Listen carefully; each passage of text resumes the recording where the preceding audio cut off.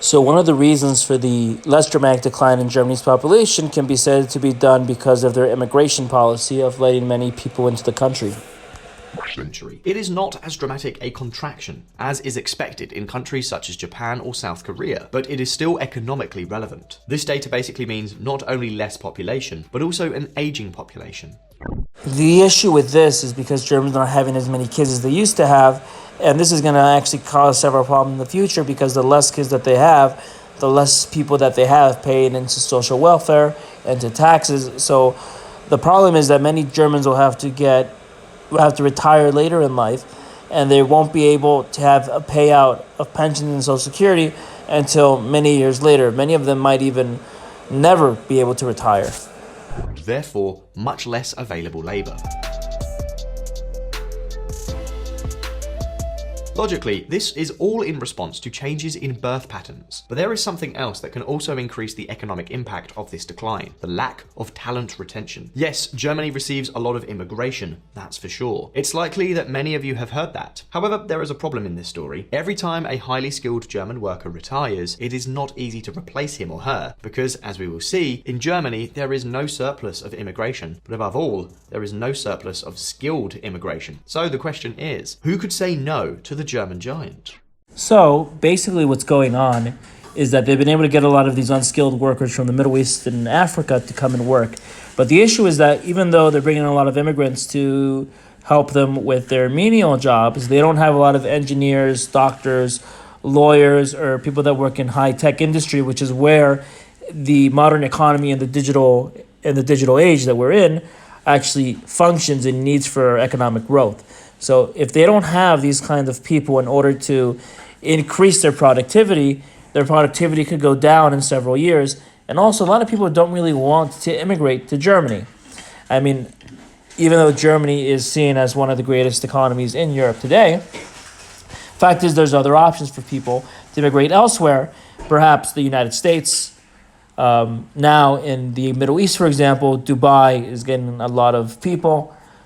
So is places like the Far East, like South Korea. China at one point was, but the question is whether China is doing that today. You have places like Australia. Why are other destinations preferred? These are the questions we have to find answers to. In order to do so, the first thing of all has to be to understand how we got here.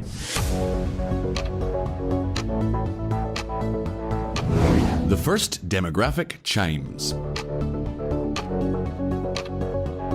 This is not an isolated case. Most developed countries, and also other not-so-developed countries, such as China and Russia, are experiencing an accelerated process of demographic aging. And take note, because this process not only reduces the available labour force, but also considerably increases public spending. Think about it. Pensions, healthcare, dependents. The fact is that Germany understood the problem, and guess what? It started to do its homework very early, no less than half a century ago. This is actually very common around many developed OECD countries where as people get more educated and they have more money, they tend to have less children, with the exception of Israel actually being one of the few OECD countries that has more than 3 kids per woman. In many cases throughout Europe, Germany is no exception. They have at least 1 child per woman, and even that has even gone under their replacement rate. So when this happens, an economy can go into what's called a free fall, in which their GDP and their whole economy could definitely go down a lot because they don't have as many people demanding products and services as they would when they have a lot more people. And what this also causes also a strain on stuff like Social Security and pensions because they don't have a younger population who's working, who's going to pay for the older people who are retired. You see, in the 1970s, there was a turning point in Germany. Its native population began to shrink. That is, the country entered a phase of negative population growth. As you can see, since the 1970s, the number of deaths has exceeded the number of births every year. To compensate for this, Germany started to boost immigration. As you can see, the number of immigrants arriving each year is generally greater than the native loss of inhabitants. This has allowed the country to maintain its population growth over the years.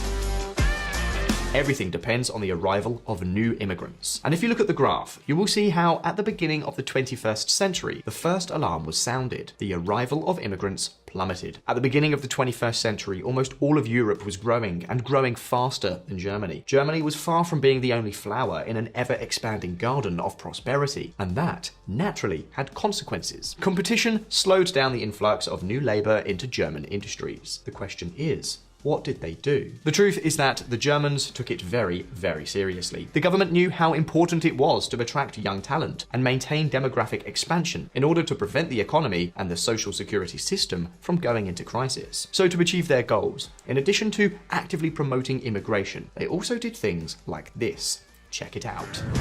Germany's first immigration law goes into effect. Starting next year, new immigrants will be entitled to participate in state-funded German language classes and receive an introduction to the country's legal system, culture and history. The government has earmarked more than 200 million euros for the scheme. The measures worked. And the net number of immigrants arriving in the country each year almost tripled. From 73,000 in 2004, the number increased to 212,000 in 2008. And not only that, by 2016, one of the historical ceilings in terms of immigrant population was hit. 432,000 non-Germans moved to live in this country. Of course, Germany is part of the European Union. So, what does that mean? That the country is subject to free mobility of people and workers. Any of the EU members can become a rival country for labour, a growing competition that Germany does not seem to have been able to manage for. This is actually really ironic because Germany was one of the proponents of the European Union, and now because of the European Union in itself, it's actually causing a lot of immigrants that go to Germany to leave Germany and go into other countries where they may make more money and be able to compete against what the German state is offering. Well.